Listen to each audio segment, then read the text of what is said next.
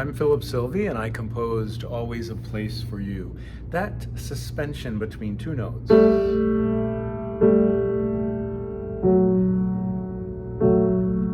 was the beginning of the idea for this piece. You pause at the door, alone and unsure. The idea was the music captures the tension the person might be feeling when they're, should I go in, should I stay out, do I belong or don't I? We use suspensions in music to create points of tension, but that usually and often resolve, as we say. Singers get to do this in measure 30. There is always a place. Upper voices are singing. Place or place.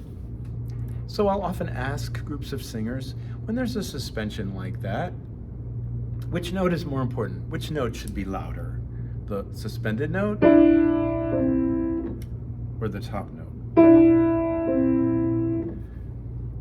Usually someone will step up and say, I think it should be the suspended note. And I'll say, really? And then someone will say, oh, it should be the top note. And I'll say, really?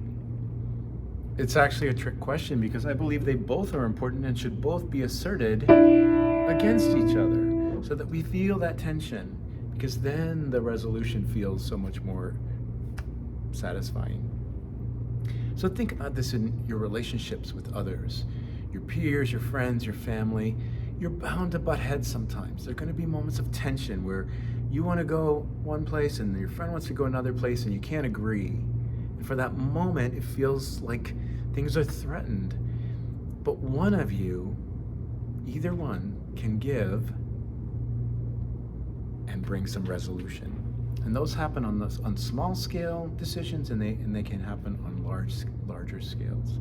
So think about the next time you're in tension with somebody, if there's a way that you could ease up.